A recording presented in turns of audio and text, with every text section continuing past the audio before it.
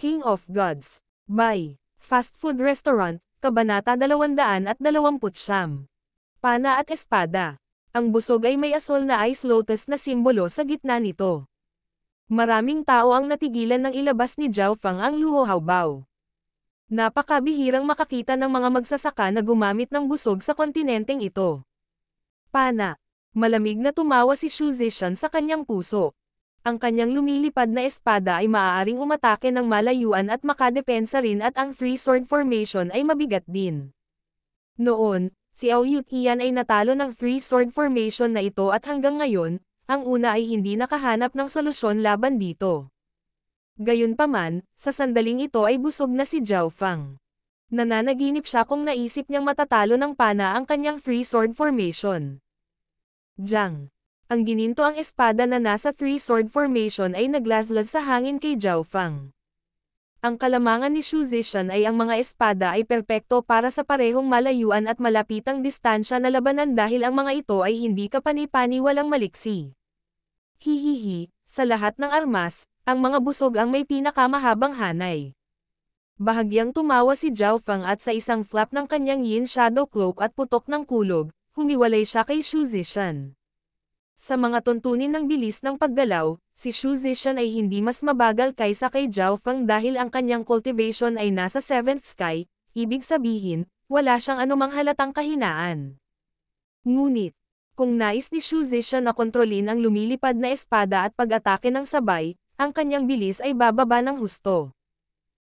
Bagamat mayroon siyang tatlong espada na gawa sa mga kakaibang materyales na nagpapahintulot sa kanya na kontrolin ang mga ito ayon sa gusto niya ng sabay, kailangan niyang pagtuunan ng pansin ang mga ito.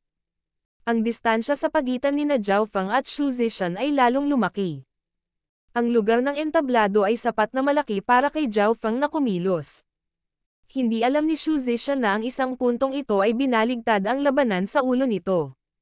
Ang tatlong lumilipad na espada ni Xu Zishan ay malapit lahat sa high-grade mortal weapons at pagkatapos na espesyal na huwad, sila ay naging isang pamilya na madaling kontrolin ng una.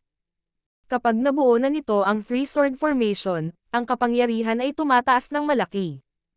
Napagtanto ni Zhao Fang na ang kalamangan ni Xu Zishan ay nagmula sa kanyang tatlong espada. Masyadong nakakatakot ang kapangyarihan ng three sword formation at kahit si Aoyut Ian ay matatalo kung haharapin niya sila ng direkta.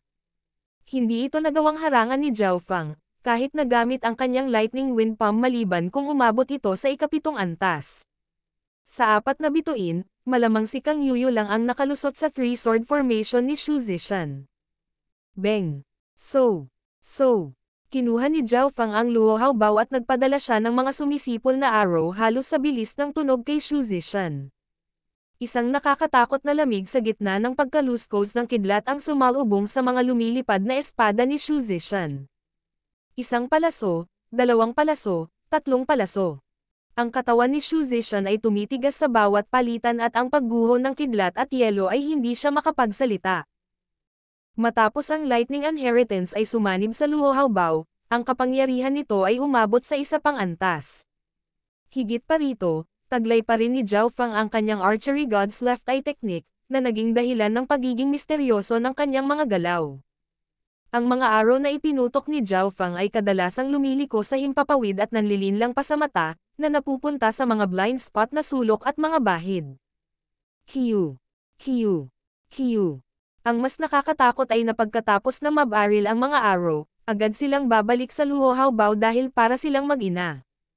Ang mga arko ng kidlat at lamig ay hamampos ng sunod-sunod na alon papunta kay Xu Zishan. Nagsisimula ng magsisi ang huli na minamaliit si Zhao Fang sa simula. Sa sandaling ito, ang buong sitwasyon ay kontrolado ni Zhao Fang. Hindi na kailangang makipag-away ni Zhao Fang kay Xu Zishan at dahan-dahan niyang giniling ang huli. Walang pag-aalinlangan, ang saklaw ng mga pag-atake ng luho haobaw ay higit pa sa lumilipad na mga espada ni Xu Zishan. Halos hindi mapamahalaan para sa mga nasa Ascended Realm na kontrolin ang mga lumilipad na espada at dahil lamang sa kakaiba ang material ng mga lumilipad na espada kaya na-control sila ni Xu Zishan. Sa mga tuntunin ng saklaw, ang luho haobaw ni Zhao Fang ay maaaring umabot ng ilang milya at ang mga arrow ay maaaring umabot sa bilis ng tunog. Sa kabilang banda, Ang lumilipad na mga espada ni Shu Zishan ay limitado sa 20 yarda o higit pa. Kung lalampas sila sa saklaw na ito, bababa ang kapangyarihan ng formation. 50 yarda ang kanyang limitasyon. Sa makatuwid, maaari lamang ipagtanggol ni Shi Zishan. Ngunit ang lamig at kidlat ng Luo Haobao ay magpapababa sa kanyang bilis ng kalahati. Kinailangan ni Shu Zishan na gamitin ang kanyang true force bawat segundo upang labanan ang pagguho ng lamig at kidlat. Beng! So! Ang opensa mula sa Luo Haobao ay naging mas mabangis. Ang bawat Luo Hao arrow ay maaaring hamarang sa isang lumilipad na espada at mabilis na bumalik sa busog upang ibalik ang enerhiya nito. Ang lakas at bilis ng bawat arrow ay maaabot ang rurok nito. Ang tatlong lumilipad na espada ni Shu Zishan ay nakapalibot sa kanyang katawan at hinaranggan nila ang nakamamatay na kasanayan sa archery ni Zhao Feng gamit ang mga tunog. Ding ding ding. Ngunit sa ganitong paraan, ang enerhiya na kanyang ginugol ay napakahusay dahil kailangan niyang kontrolin ang three sword formation at labanan ang pagguho ng kidlat at lamig sa parehong oras. Sa ilalim ng patuloy na pagguho ng kidlat at yelo, masusugatan ang kanyang katawan at maaaring maiwan siya ng nakatagong mga pinsala. Si Shu Zishan ay umiiyak ng mapait sa kanyang puso, ngunit walang paraan para umatras mula sa sitwasyong ito. Ang three sword formation ay isa sa kanyang mga galaw na nangangailangan ng kanyang buong kapangyarihan. Kapag tinalikuran na niya ang sword formation, hindi na niya mapipigilan ang mga kasanayan sa archery ni Zhao Feng. Nalaglag ang panga ng mga manunood sa lupa at nanlalaki ang mga mata. Hindi pa sila nakakita ng ganito kagulo at pangit na kasanayan sa archery. Sa pamamagitan ng paggamit ng distance advantage ng Luo Haobao, ginamit ni Zhao Feng ang kanyang taktika sa paggiling ng husto. Ang tatlong lumilipad na espada ni Shu Zishan ay napilitang ipagtanggol at kahit na gusto niyang umatake, hindi niya magawa dahil napakalayo ng distansya. Paninindigan ng manonood, True Mystic Clan. Oo, ang True Mystic Clan Master ay bumantong hininga. Si Zishan ay masyadong mapagmataas at nagresulta ito sa kanya sa pagpilit sa sitwasyong ito. Ang mga elemento sa mga kasanayan sa pag-archery ng brat na iyon ay labis na nakakagulo, na ginagawang hindi makagalaw ang kanyang kalaban at kapag ang distansya ay naunat, ang bentahe ng lumilipad na mga espada ay mawawala. Mapait ding napabuntong hininga ang True Mystic Clan Master. Kung tungkol sa pakikipaglaban, si Shu Zishan ang pinakamagaling bukod kay Kang Yuyo, ngunit naharang siya ng walang hiyang taktika sa pakikipaglaban ni Zhao Feng. Hindi pa tiyak ang tagumpay. Pagkatapos ng lahat, ang cultivation ni Zishan ay nasa 7th sky at mayroon siyang dalisay pati na rin malaking supply ng true force. Kung magdedepensa siya ng maayos, baka mapagod muna ang brat na iyon. Iminungkahi ng isang elder. Sa ikatlong bahagi, ang labanan sa pagitan ni Zhao Feng at Shu Zishan ay umabot sa isang mainit na yugto. Si Shu Zishan ay pinigilan at napilitan siya sa pagtatanggol. Ngunit ang bentahe ng kanyang mga lumilipad na espada na may kakayahang pumunta sa opensa at depensa ay ipinakita dito. Hanggat magtagal pa ako, mapapagod ang batang iyon. Sabi ni Shu Zishan sa kanyang puso. Gayunpaman, ang katangian ng yelo ay nagmula sa Luo Haobao mismo at ang epekto ng kidlat ay nagmula sa lightning inheritance, kaya hindi maganda ang paggamit ni Zhao Feng ng enerhiya. Pangunahin itong nagmula sa Luo Haobao. Ngunit sa kabilang banda, kailangan ni Shu Zishan ng maraming enerhiya para mabuo ang three sword formation. Kung magpapatuloy ito, mayroon akong hindi bababa sa 70% pagkakataong manalo, ngunit naging matalas ang mga mata ni Zhao Feng habang palihim niyang pinagsama ang bahagi ng kanyang bloodline power sa Luo Haobao. Beng! So! Ang streak ng liwanag mula sa arrow ay lumampas sa bilis ng tunog at sila ay umabot sa isang bagong antas. Ding ding ding! Pang! Kumikislap kung saan-saan habang nagsasalpukan ang dalawa at lumipad ang kidlat at yelo sa bawat direksyon, na naging sanhi ng pagbabago ng ekspresyon ni Shu Zishan at mabilis siyang umatras. Ngunit bago pa siya makahinga, nabasag ng ikatlong Luo Hao arrow ang sound barrier at nagpadala ito ng alon ng mental energy. Boom! Narinig lamang ni Shu Zishan ang isang tunog ng pagsabog at isang mapanirang kidlat na pumasok sa kanyang isipan. Hindi maganda, ang pag-atake na iyon ay naglalaman ng mental energy. Nanginig ang puso ni Shu Zishan nang mabilis siyang nakabawi na may maputlang mukha. Huli na. Ang ikatlong Luohao arrow ay bumaril sa isang bitek sa three-sword formation at nagdulot ito ng mga sparks na lumipad habang tumama ito sa sword net at pagkatapos ay tumagos sa balikat ni Shu Zishan. Boom! Si Shu Zishan ay napaatras ng ilang yarda ng palaso at kinulayan niya ng dugo ang palaso. Kasabay nito, isang malakas na kidlat at lamig ang bumagsak sa kanyang katawan, dahilan upang siya ay nanigas. Natalo ka. Hinawakan ni Zhao Fang ang Luohao bow at bumagsak siya sa lupa habang bumabalik ang kanyang tatlong arrow. Sa ngayon, labis na naapektuhan si Shu Zishan ng kidlat at lamig. Kung magpapatuloy si Zhao Fang, hindi makakalaban ang una. Si Zhao Fang ay nanalo.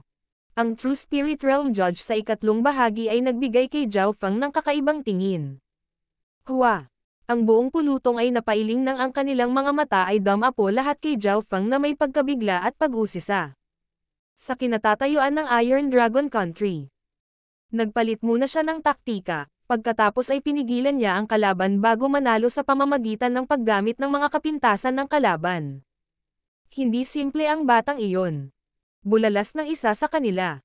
Ang iba ay tumanggaw ng mahina habang nagulat sila sa paraan kung paano nanalo si Zhao Fang.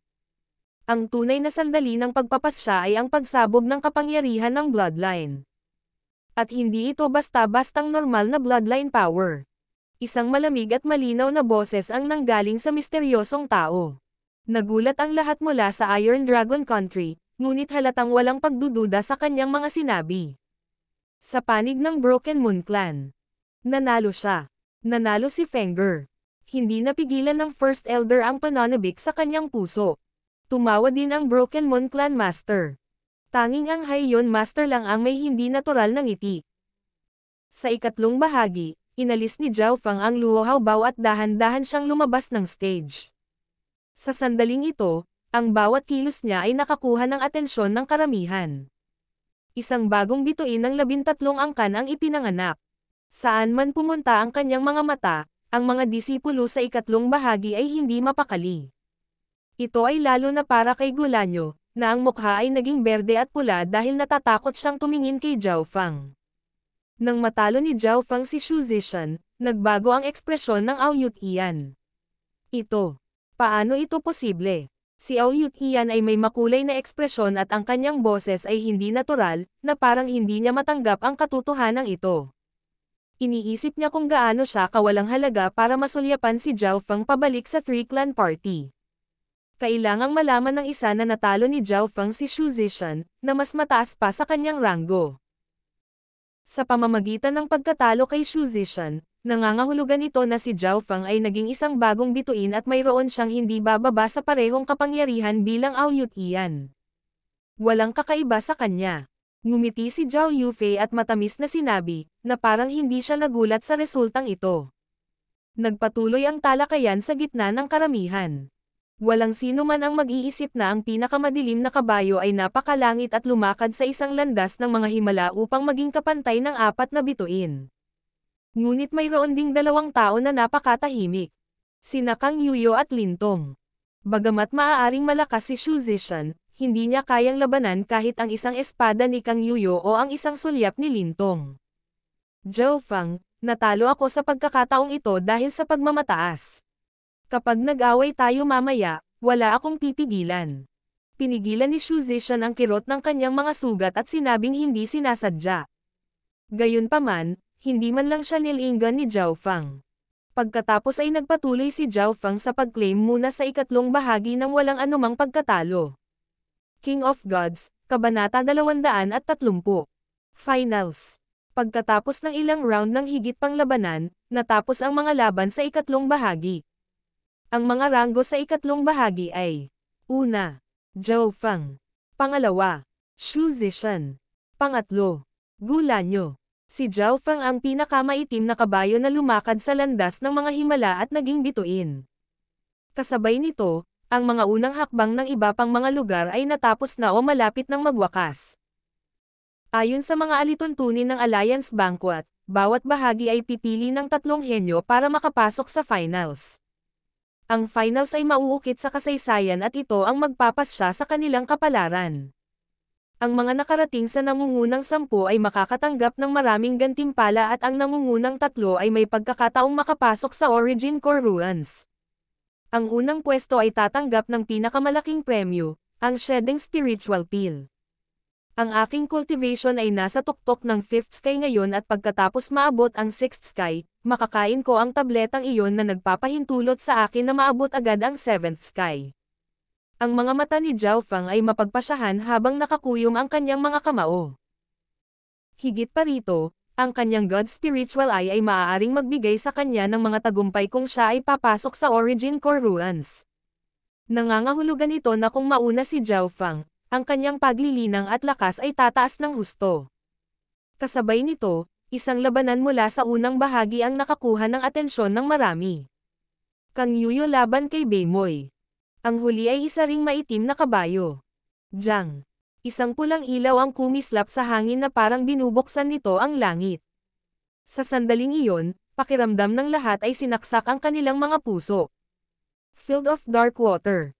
Isang madilim na asol na ripple ang lumitaw sa paligid ng Beimoy, na bumubuo ng isang defensive barrier na walang katapusang bilang isang karagatan.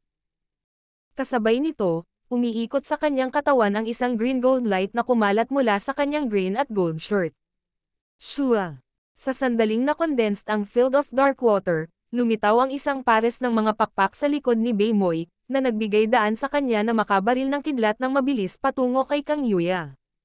Gayunpaman, walang makakapidyo sa ops iba ni Kang Yuyo. Sa isang malutong na tunog, ang pinakamalakas na depensa ni Beimoy, ang Field of Dark Water ay agad na nabasag at naging sanhi ito ng pagtulo ng dugo mula sa bibig ng huli. Isang mapait na ngiti ang lumitaw sa labi ni Beimoy. Ang kanyang Field of Dark Water ay nagawang harangan ang ilang pag-atake mula sa mga cultivator sa 7th sky, ngunit ito ay agad na naputol ng isang espada ni Kang Yuyo. Sa kabutihang palad, mayroon siyang green at gold shirt, na isang inheritance item na hindi lamang nagpapataas ng kanyang depensa, pati na rin ang kanyang bilis, na nagpapahintulot sa kanya na tumulak patungo kay Kang Yuyo. 10 yarda, 8 yarda, 5 yarda. Mula nang magsimula ang Alliance Banquet, walang sino man ang nakalapit kay Kang Yuyo. Ito rin ang unang pagkakataon na may matagumpay na hamarang sa isa sa mga galaw ni Kang Yuyo nang hindi natalo. Napakalakas ng depensa ng brat na ito. Bahagyang nagbago ang ekspresyon ni Kang Yuyo. Kung ikukumpara sa lakas na mayroon si Beimoy sa 3-clan party, umunlad siya sa hindi kapani-paniwalang bilis. Si Zhao Fang, Ao Yutian at Xu Zishan ay mahihirapang makapasok sa kanyang Field of Dark Water, ngunit sa kasamaang palad, ang kanyang kalaban ay si Kang Yuyo, na naglaslas dito gamit ang isang espada lang. Dark Water, Reverse Dragon Strike. Ang isang malaking alon ng tubig ay lumundag mula kay Beimoy at pumulupot ito sa kanyang mga braso, na bumubuo ng isang whirlpool na hamampes ng malakas patungo kay Kang Yuyo. Nakakabigla ang kapangyarihang nakapaloob sa welga na ito. Maging si Ao Yutian ay kailangang umamin na ang pagkakaiba sa pagitan niya at ni Beimoy ay kapansin-pansing nabawasan. Ang huli ay nasa antas na siya ay nasa party ng 3-clan. Slaying the clouds, slashing through the waves. Bahagyang huminto si Kang Yuyo bago nilalazlas ang kanyang pangalawang espada, na agad na nagdulot ng mga tunog ng pagkabasag. Isang puting kislap ng liwanag lamang ang makikita ng isa na tumagos sa kalangitan, na naging sanhi ng pag-ugoy ng defensive array at kahit na pumutok ng kaunti. Hindi maganda. Bulalas ng True Spirit Realm Judge at ipinadala niya ang kanyang enerhiya sa array para patatagin ito. Mahirap isipin kung gaano kalakas ang espadang iyon upang maabot ang antas na iyon. Plop! Nakadapa na si Beimoy at may sugat sa espada mula sa kanyang noo, sa ibabaw ng kanyang ilong, hanggang sa kanyang dibdib. Malinis pa rin si Kang Yuyo at malinaw pa rin ang kanyang mga mata. Gamit ang kanyang isang espada, naduraj niya ang lahat ng mga henyo ng 13 clans sa ilalim ng kanyang mga paa. Ang mga henyo ng parehong henerasyon na tulad niya ay iniiwasan at malungkot sa pag-iisip na crush ng isang babae. Ang kapangyarihan ng espadang ito ay hindi mapigilan ni Zhao Fang na huminga ng malalim. Sinimulan ng kanyang kaliwang mata na pag-aralan kung ano ang magiging sitwasyon niya kung haharapin niya ang isang espada. Ang resulta ay agarang pagkatalo. Siyempre, alam din ni Zhao Fang ang kahinaan ni Kang Yuyo. Bilang isang tao na nakatutok sa sword at sa tuktok ng opensa, ang kanyang depensa ay hindi magiging napakahusay. Ngunit hindi lang si Zhao Fang ang nakakaalam nito, alam din ng lahat. Malalaman din ito mismo ni Kang Yuyo. Ngunit ang problema ay, sino ang maaaring hamarang sa kanyang espada? Isang espada na tumatagos sa 10,000 mga diskarte. Bawat kasanayan ay mababawasan sa kanya. Naging madali si Kang Yuyo sa huling suntok kung hindi ay nasa dalawang hati na ngayon si Beimoy. Ang mga paglalagay mula sa unang bahagi ay lumabas din. Una, Kang Yuyo. Pangalawa, Beimoy. Pangatlo, Liu Chenlong. Sina Kang Yuyo at Liu Chenlong ay parehong mula sa Cloud Sword Clan at mga cultivator ng sword.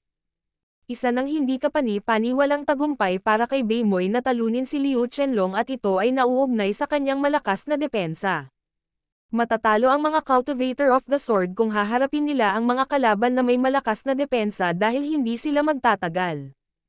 Pagkatapos nito, lumabas ang mga paglalagay mula sa ikawang bahagi. Una, Lin Tong. Pangalawa, Zhao Yufei. Pangatlo, Yan Chuan. Si Yan Chuan ay isa ring maitim na kabayo na nakatalo kay Yang Gan, ngunit sa huli ay natalo siya kay Zhao Yufei. Ang resulta ng finals mula sa ika-4 na bahagi. Una, Ao Yut Ian. Parehong ang ikalawa at ikatlong pwesto ay mga cultivator na umabot sa nangungunang 10 sa huling banquet, na nagmula sa Cloud Sword Clan at Ancient Shrine ayon sa pagkakabanggit. Ngayon, natapos na ang preliminaries at lahat ng kinatawan ng mga alagad ay pinayagang magpahinga ng isang gabi para maghanda para sa finals bukas. Ang finals din ang punto ng pagsulat ng kasaysayan. Kahit na ang mga disipulong natalo ay hindi gustong makaligtaan ito. Susunod, sinuri ng 13 angkan ang bilang ng mga disipulong nakarating sa finals. Cloud Sword Clan, Ancient Shrine, Broken Moon Clan, Lin Moon Clan. Ang 4 na clan na ito ay kumuha ng malaking bahagi ng mga disipulong lumahok sa finals. Ang Jade Secluded Palace at True Mystic Clan ay parehong nagkaroon ng tig-isang kalahok. Ang Cloud Sword Clan ay talagang karapat-dapat na maging nangungunang clan ng 13 clans at ito ang nakakuha ng pinakamaraming pwesto. Ngunit kumpara sa mga nakaraang ranggo ng banquet, ang Cloud Sword Clan at Ancient Shrine ay mas mababa kaysa sa karaniwan. Ito ay dahil napakaraming Dark Horse sa pagkakataong ito. Sina Zhao Fang, Zhao Yufei, Beimoy at Yan Chuan ay talagang hindi sikat na mga tao at nakakagulat ang pagganap ng Broken Moon Clan. Ang clan na ito na orihinal na nasa ibaba ng 13 clans at ngayon, mayroon itong 2 tao na papasok sa finals at ang isa sa kanila ay kinuha pa ang pwesto ni Xu Zishan sa pagiging isa sa mga bituin. Ang mga mukha ng lahat mula sa Broken Moon Clan ay pula. Ang Alliance Banquet ay hindi lamang nag-aalala sa kaluwalhatian ng bawat clan, ito rin ay nauugnay sa kung gaano karaming mga mapagkukunan ang nakuha ng bawat clan. Noong nakaraan, ang Broken Moon Clan ay maaari lamang umasa sa swerte upang magkaroon ng isang tao na makapasok sa finals.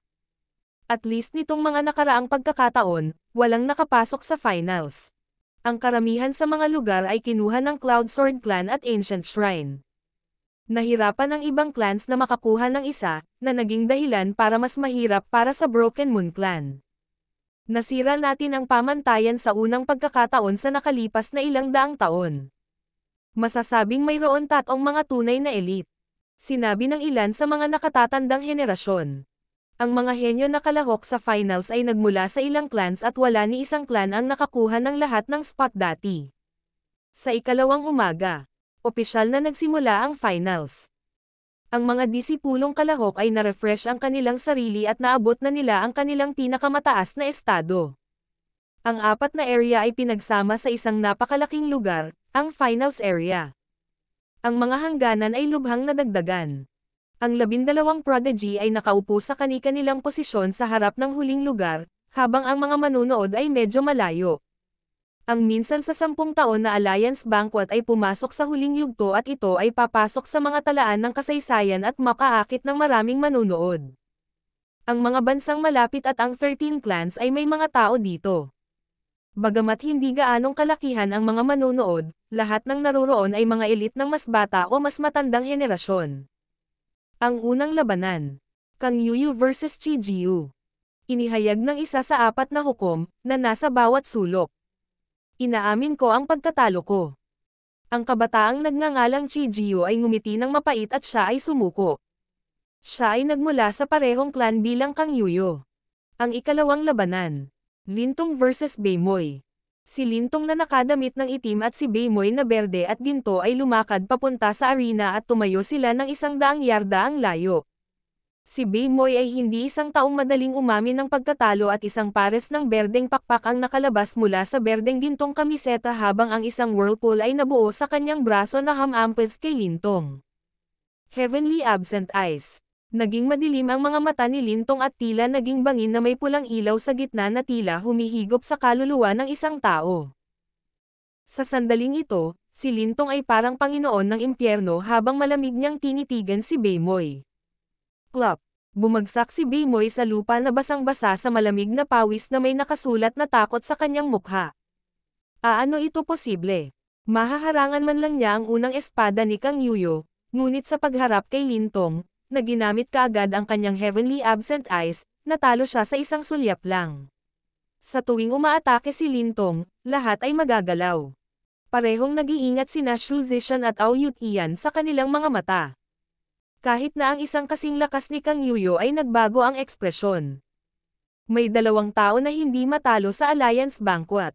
Sina Kang Yuyo at Lintong. Ang isa ay matatalo sa isang espada o sa isang sulyap. Zhao Feng vs Yan Chuan. Maya-maya ay oras na ni Zhao Feng. Hindi mahirap para sa lahat na mapagtanto na ang mga taong mas malakas ang unang dumating. Hahaha. Tingnan ko kung gaano kabigat ang kaya ng star. Tumawa ng malakas si Yan Chuan ng bomb alot sa kanyang katawan ang ginto at tansong liwanag. Kaagad pagkatapos noon, lumitaw ang isang nagniningas na simbolo. Sa 4 na bituin, kinatakutan at iginagalang lamang niya sina Kang Yuyo at Lintong. Para naman kina Shu Zishan at Ao Yutian, nag-iingat din siya sa kanila. Ngunit kay Zhao Feng, isang bagong bituin, hindi siya. King of Gods, Kabanata 231. Bloodline Battle. Mula sa pananaw ni Yan Chuan, si Zhao Feng ay lubos na umasa sa swerte para talunin si Shu Zishan. Hanggat hindi siya magiging madali o minamaliit ang kalaban, naniniwala siya na kahit hindi niya matalo si Zhao Feng, hindi pa rin siya matatalo ng ganoon kabilis. Sa makatuwid, hindi inisip ni Yan Chuan na si Zhao Feng ay hindi makapaniwala at karapat-dapat sa titulo ng isang bituin. Brother Zhao, ingat ka. Ang diskarte sa pagpapalakas at depensa ng katawan ng lalaking iyon ay umabot na sa isang kahanga-hangang antas. Babala ni Yang Gan kay Zhao Feng. Natalo si Yang Gan kay Yan Chuan noon. Tumanggaw si Zhao Feng at naglakad siya papunta sa arena. Magsimula. Sa segundong tumunog ang boses ng hukom, si Yan Chuan ay parang gintong mandirigma habang sinisingil niya si Zhao Feng. Ramdam ng huli ang hindi kapani-paniwalang lakas na taglay ng pisikal na katawan ni Yan Chuan. Kahit na ang isang elepante ay dudurugin niya hanggang sa mamatay. Sa mga tuntunin ng pagpapalakas ng katawan, malamang na walang makakatalo sa kanya sa mga nakababatang henerasyon sa Alliance Banquet. Nang si Yan Chuan ay nagkakaroon ng momentum, ang emblem ng apoy ay naging mas maliwanag, na naging isang bola ng apoy. Naramdaman ni Zhao Feng na bahagyang naapektuhan ang bilis ng kanyang paghinga at daloy ng dugo at nagmula ito sa natural na reaksyon dahil sa pagkakaiba ng lakas ng katawan. Gayunpaman, ang kabuuang lakas ay hindi nakadepende lamang sa pisikal na katawan ng isang tao kung hindi ay iiwas sina Kang Yuyo at Lintong sa gilid ni Yan Chuan. Oh, anong nangyayari? Mula sa ibaba ng arena ay dumating ang mga tandang. Inipon ni Yan Chuan ang lahat ng kanyang kapangyarihan at tatamaan na sana niya si Zhao Feng. Ngunit hindi man lang gumagalaw ang huli. Gagamitin kaya niya ang kanyang katawan para matamaan ang tama nitong ulo. Kung hindi gumagamit ng True Force, kahit ang 4 stars ay hindi magagawa ito.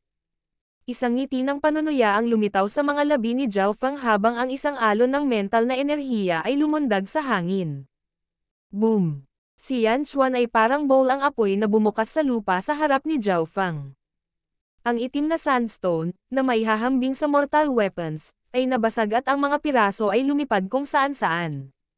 Sa loob ng butas, hindi gumagalaw si Zhao Feng at ang kanyang asher na buhok ay umihip sa hangin. Wala sa malapit na alikabok ang makalapit sa kanyang katawan. Sa kabilang banda, si Yan Chuan ay lumubog sa itim na buhangin at may mga bahid ng sariwang dugo sa kanyang katawan. Nanginginig at nagpupumiglas pa rin ang kanyang napakalaking figure ngunit habang ginagawa niya iyon, mas lalo siyang lumubog. Ano? Anong nangyayari? Natigilan ang mga nanonood. Ano ang mali kay Yan Chuan? Si Zhao Feng ay nakatayo lang doon at hindi siya gumagalaw. Sa halip na tamaan siya, sinubukan ni Yan Chuan na magpakamatay sa halip. Kailangang malaman ng isa na ang yugto ng itim na buhangin na ito ay kasing lakas ng isang low-grade mortal weapon. At ginagamit ni Yan Chuan ang kanyang ulo para tamaan ito. Mental Energy Technique, sabi ng isang alagad mula sa Ancient Shrine. Mental Energy Technique. Ang mahiwaga at makapangyarihang mga salitang ito ay lumitaw sa isipan ng lahat. Sa sandaling ito, bahagyang nakatutok ang mga mata ni Lin Tong habang nakatingin siya sa labanan sa arena. Hindi na kinailangan pang gumalaw ni Zhao Feng at naging dahilan niya si Yan Chuan na subukan at magpakamatay. Nang gumaling ang huli, dumudugo na siya ng husto. Bagamat malakas ang katawan niya, masasaktan pa rin siya kung gagamitin niya ang kanyang sarili para saktan ang sarili, lalo na kapag ito ay buong lakas. Natalo ka. Itinaas ni Zhao Feng ang kanyang paa at tinapakan ang ulo ni Yan Chuan, nakalalabas lang. Dong. Si Yan Chuan ay dumura ng isang subo ng dugo at nawalan ng malay. Si Zhao Feng ang nanalo. Ang hukom ay tumingin ng kakaiba kay Zhao Feng. Hanggang sa umalis ang huli sa arena ay naintindihan ng mga manonood ang nangyari. Nang gawin nila iyon, lahat sila ay huminga ng malamig. Sa puntong ito, si Zhao Feng ay mas misteryoso at makapangyarihan sa kanilang mga mata. Para sa malapit na labanan, mayroon siyang lightning wind palm at para sa long distance, mayroon siyang luho bao pati na rin ang kanyang mental energy techniques. At ang bawat isa sa kanila ay napakalakas. Pagkaalis ni Zhao Feng sa arena, umakyat si Ouyut Ian. Ang kalaban ni Ouyut Ian ay si Chi Jiu, na ang mga diskarte sa espada ay mas mababa lamang kaysa kay Kang Yuyo. Sa ilalim ng normal na mga pangyayari, kailangang subukan ni Ouyut Ian ng kaunti upang talunin si Chi Jiu. Moon God War Body. Isang pilak na liwanag ang namuo sa paligid ng Ouyut Ian, na naging dahilan ng pagbabago ng huli. Shua. Sa sumunod na sandali, si Ouyut Ian ay naging liwanag ng buwan nang tumama kay Chi Jiu sa isang kisap mata. Hindi naman mahina ang mga nakapasok sa finals. Pinutol ni Chi Jiu ang kanyang espada ng kasing bilis ng kidlat, na gumiling sa lahat sa loob ng ilang yarda na radius sa pulbos. Crack! Naramdaman na lamang ni Chi Jiu ang pagdagsa ng unblockable power na tumama sa kanya at agad siyang nagluwa ng isang subo ng dugo. Nag-usap ang mga manonood. Ang espada ni Chi Jiu ay tumama sa katawan ni Ouyut Ian, ngunit naharang ito ng pilak na ilaw sa paligid ng Ouyut Ian at ang huli ay hindi nasaktan. Kailangang malaman ng isa dahil nilinang ni Chi Jiu ang espada, ang kanyang hampas ay maaaring magbanta sa mga nasa 7th sky, ngunit hindi ito pinansin ni Ouyut Ian. Sa mga tuntunin ng depensa, si Ouyut Ian ay mas malakas lamang kaysa kay Beimoy at ang kanyang opensa at bilis ay higit pa sa huli. Sinuri ni Zhao Feng. Upang maangkin ang titulong bituin, talagang may kapangyarihan si Ouyut Ian. Tulad nito, ang bagong 4 na bituin ay nakipaglaban sa kanilang mga unang laban. Agad nilang natalo ang kanilang mga kalaban sa isang galaw lang at tumayo sila sa mas mataas na antas kaysa sa iba. Nagpatuloy ang mga laban. Ayon sa mga patakaran, kailangan ng lahat na lumaban ng 11 laban. Nangangahulugan din ito na lahat ay lalaban sa lahat at ang taong may pinakamaraming panalo ay mauna sa ranggo. Kung may nanalo sa lahat ng 11 laban, sila ang mauuna. Siyempre, posible rin na may mauna sa pamamagitan ng pagkapanalo lamang ng 10 laban dahil ang ilan sa mga kalaban ay maaaring perpektong kontrahin ka.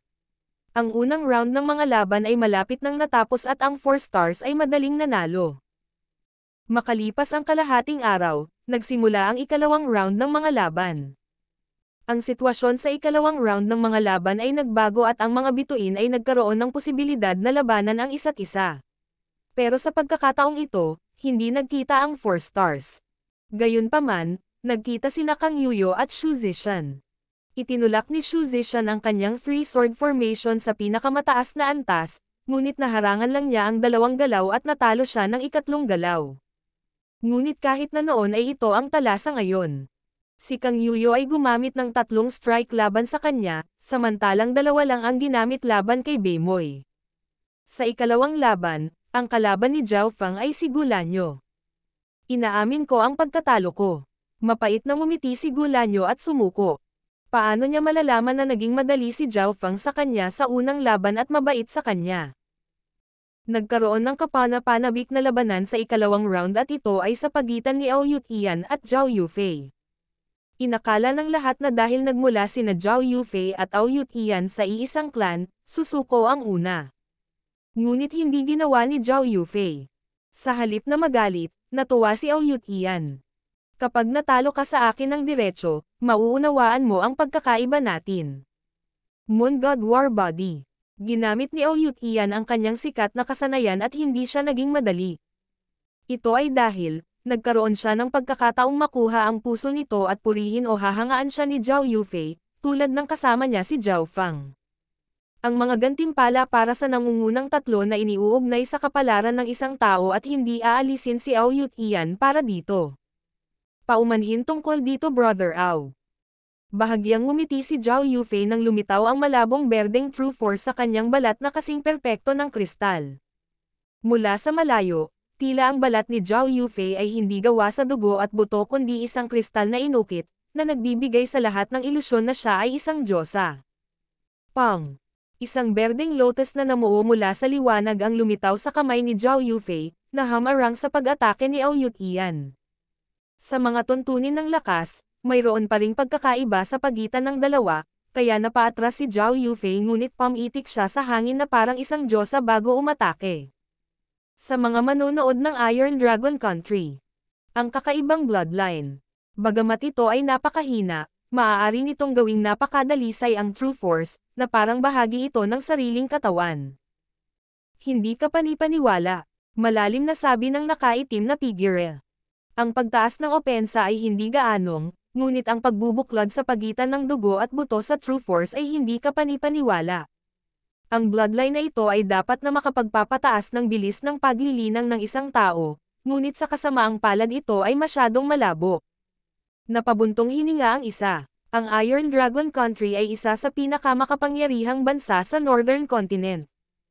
Mayroon itong mas maraming lupain at mga mapagkukunan at ang mga paksayon na nalampasan nila ang 13 angkan.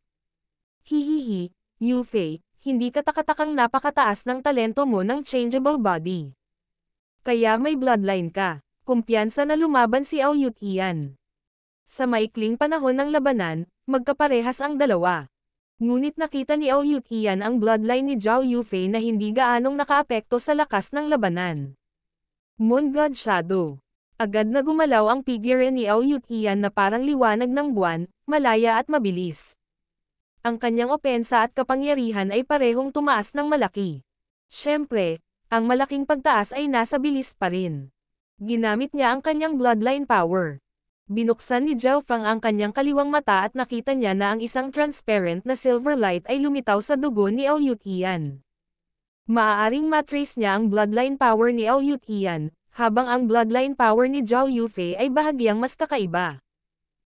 Nalaman ni Zhao Fang na ito ay mas maganda at pinahintulutan ang katawan ng isang tao na sumanib sa True Force. Ang bloodline ni Yufei ay lubhang kakaiba. Bagamat hindi ito malakas, tila dumadaan ito sa proseso ng paggising tulad ng nangyari sa akin. Naisip ni Zhao Fang sa kanyang puso. Kasabay nito, ang labanan sa pagitan ng dalawa ay umabot sa isang hindi makapaniwalang antas. Ang laban na ito ay nakadepende sa bloodline. Iyon ang maalamat na bloodline na kapangyarihan, na tila mas mahalaga kaysa sa pictier spiritual bodies. Napabuntong hininga at naiinggit ang mga nanonood. Ang mga bloodline ay napakabihira, ngunit isang bagay ang maaaring makumpirma. Ang mga may bloodline ay may mas maraming pakinabang kaysa sa mga wala. Sa 4 na bituin, parehong may mga bloodline na kapangyarihan sina Lintong at Ao Yutian. Ngayon ay may isa pa, si Zhao Yufei, na makakalaban kay Ao Yutian sa maikling panahon. Siyempre, mayroon ding bloodline power si Zhao Fang, ngunit dahil minsan lang niya itong ginamit ng palihim, ang mga mula sa Iron Dragon Country lamang ang nakakita ng kung ano. Si Zhao Feng ay partikular na tumingin sa mga bloodline na kapangyarihan sa mga Talasa clan. Ang mga kapangyarihan ng bloodline ay parang mga mana, ngunit sila ay ipinasa sa pamamagitan ng mga jin. Kung ang laki, hitsura at maging ang katalinuhan ay maipapasa sa mga henerasyon, ang mga espesyal na kapangyarihan na ito ay maaari ding maipasa. Kung ang isang tao ay may bloodline na kapangyarihan, nangangahulugan ito na ang isa sa kanilang mga ninuno ay napakalakas. Ngunit walang nakakaalam kung gaano kalakas ang kailangan para sa kanilang mga anak upang makakuha ng kapangyarihang ito sa bloodline. Ayon sa mga tala na binaligtad ni Zhao Feng, kailangan ng isa na maabot man lang ang Void God Realm o mas mataas para makuha ng kanilang mga anak ang kanilang bloodline power. Kahit ang mga nasa Origin Core Realm ay hindi magawa iyon. King of Gods, Kabanata 232. Labanan ng mga bagong bituin.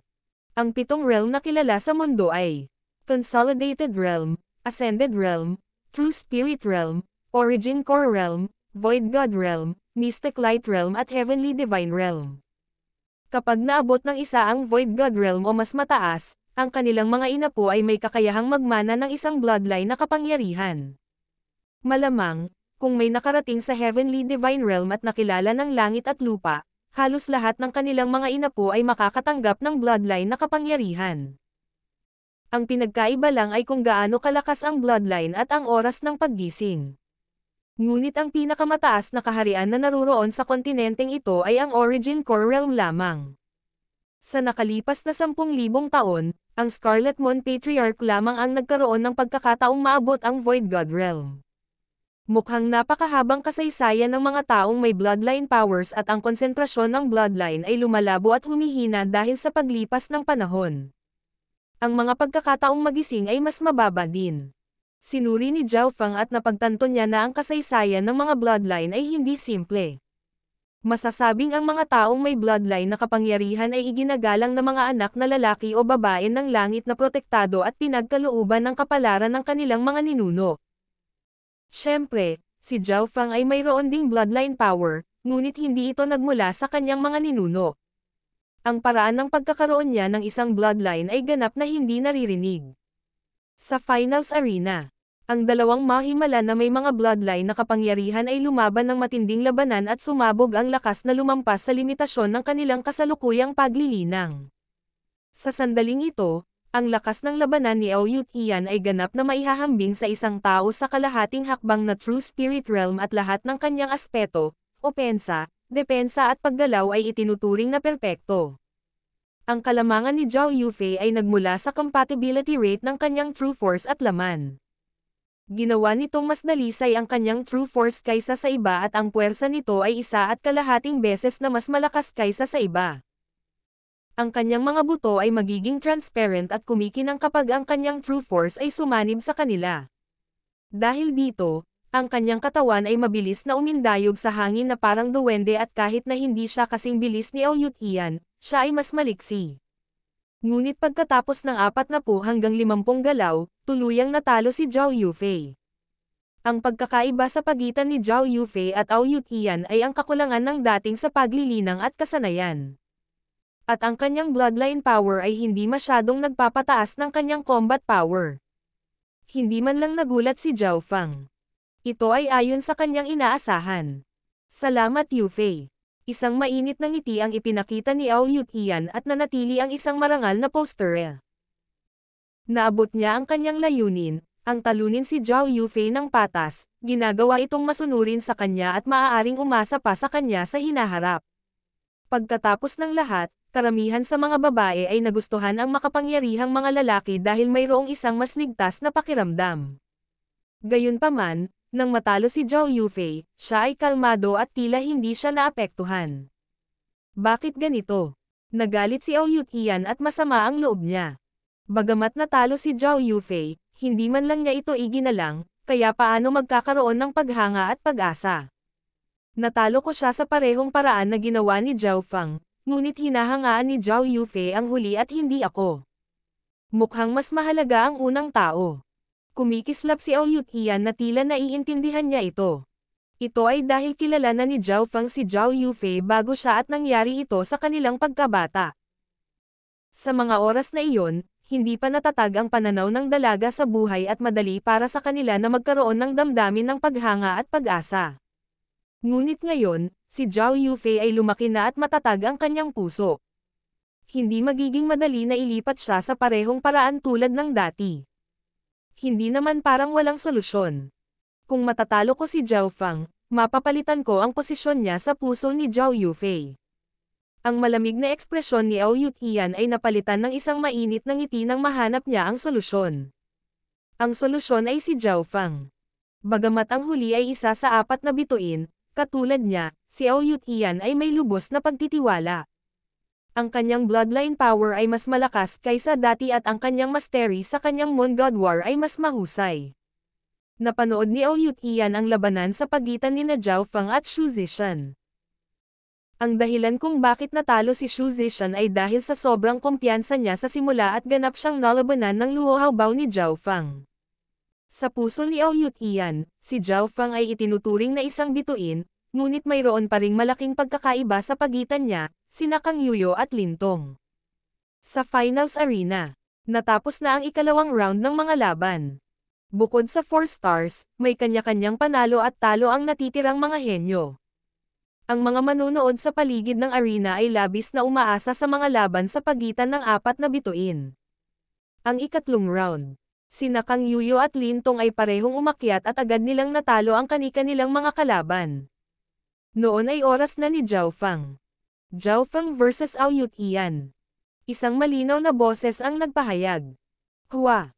Hindi napigilan ng mga manunood at mga alagad ang kanilang pananabik. Sa wakas ay isang sagupaan sa pagitan ng mga bituin. Mahusay. Tumawa si Ao Yutian sa kanyang puso. Kung ano ang gusto niya, dumating. Mukhang kahit ang langit ay nakinig sa kanyang mga panalangin.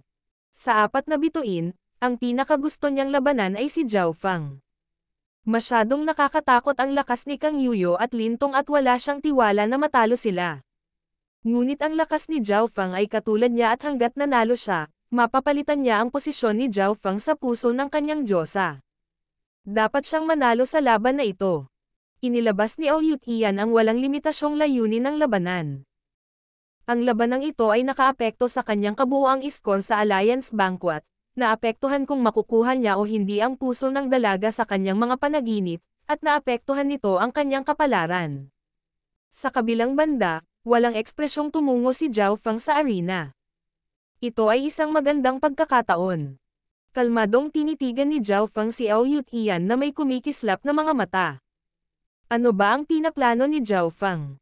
Nararamdaman ni Ao Yutian na siya ay kinakalkula sa laban, ngunit lubos siyang kumpiyansa sa kanyang bloodline na kapangyarihan at Moon God War. Sa mga tuntunin ng opensa, depensa at bilis, siya ay itinuturing na perpekto at walang mga kahinaan. Higit pa rito, ang kanyang cultivation ay umabot na sa 7th sky at nagkaroon ng bloodline power habang si Zhao Feng ay wala pa sa 6th sky at walang bloodline. Paano siya dapat ipaglaban ng huli? Kung hindi man lang niya maipanalo ang laban na ito, makakahanap na lang siya ng isang bloke ng tokwa at magpakamatay sa pamamagitan ng pagtamal ng ulo dito. Simulan.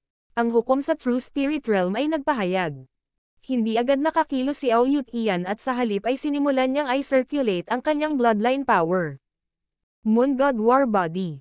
Isang pilak na liwanag ang nabuo sa paligid ni Ao Yutian at mabilis na tumaas ang kanyang aura, sapat na para durugan ang mga normal na cultivator sa 5th sky nang walang pagtutol. Lightning Wind Palm. Ang figure ni Zhao Feng ay napaliligiran ng mga arko ng kidlat habang sinusugod niya si Ao Yutian. Baliw ba ang lalaking ito? Napatalon sa takot si Ao Yutian, tila darating si Zhao Feng para punatin siya. Moon God's Palm. Ang kanang kamay ni Ao Yutian ay naglabas ng isang maliwanag na sinag ng pilak na liwanag ng buwan na nabuo sa hugis ng isang espada bago bumangga sa lightning wind palm ni Zhao Feng. Pang! Sa gitna ng kaluskos ng kulog, sumabog ang dalawang nakakatakot na puwersa ng enerhiya. Naramdaman ni Ao Yutian na bahagyang namamanhid ang kanyang palso at katawan. Boom! Napilitan si Zhao Feng pabalik ng ilang yarda. Sa ilalim ng ulo sa pag-aaway, Ipinakita ng perpektong opensa at depensa ni Aoyut Ian ang husay nito. Dance of Wind and Lightning. Bahagyang napabulala si Zhao Feng habang ang mga arko ng kidlat ay kumikislap kay Aoyut Ian na parang bagyo. Sa pagkakataong ito, ang Lightning Inheritance ni Zhao Feng ay ganap na nagamit at ang mastery ng Lightning Wind Palm ay malapit na sa pinakamataas na antas ng 6th level. Napakalakas ng kidlat. Naramdaman na lamang ni Aoyut Ian na ang hangin ay napuno ng mapanirang aura. Pinaikot niya ang kanyang bloodline power para ay condensed ang silver light sa paligid niya at ang mga arcs ng kidlat ay mabilis na nawala nang lumapit ito kay Aoyut Ian. Sa mga tuntunin ng depensa, si Aoyut Ian ay mas malakas pa kaysa kay Xu Zishan. Boom! Sa pangalawang palitan, napaatras ng ilang hakbang ang figure ni Zhao Feng, habang bahagyang umiling lang si Aoyut Ian. Hahaha, sa lakas mo, bakit hindi ka nalang umamin ng pagkatalo?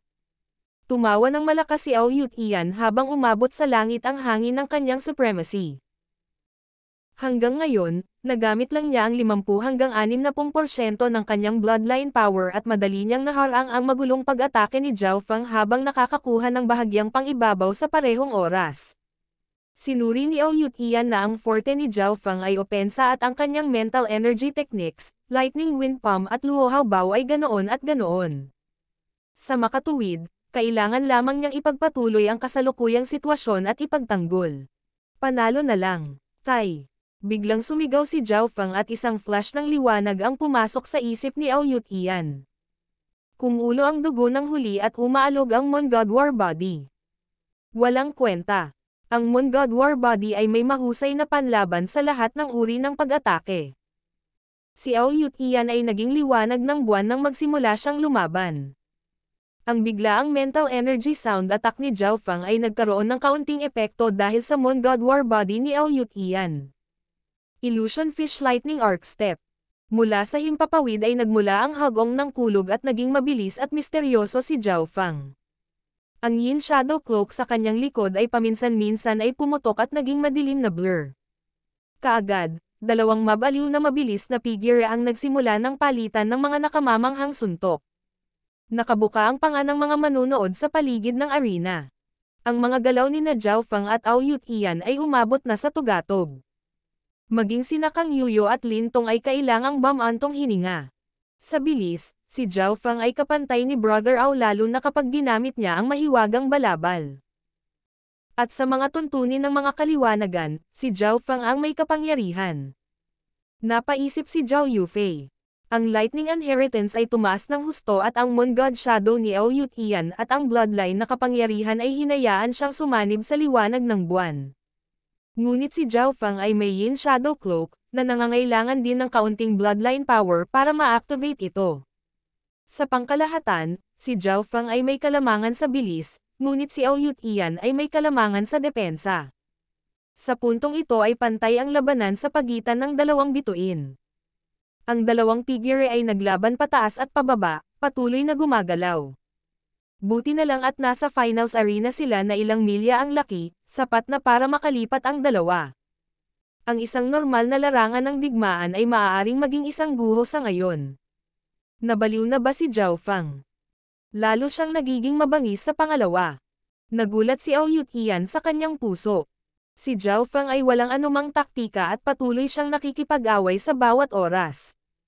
Kailangang malaman ng isang tao sa ilalim ng direktang mga sagupaan, si Zhao Feng ay hindi talaga mananaig, sa kabaligtaran, siya ay natatalo. At ang depensa ng Moon God War Body ni Aoyut Ian ay napakalakas at walang kapantay. At bagamat bahagyang nasaktan si Zhao Feng dahil dito, nagpatuloy siya sa pag-aaway. Bagamat siya ay nasugatan, ang kanyang opensa at lakas ay patuloy na tumataas. Ayaw ba ni Zhao Feng sa kanyang buhay? Sigaw ng mga alagad sa paligid. Hihihi, kaya pala. Bahagyang tumawa ang itim na figure mula sa Iron Dragon Country.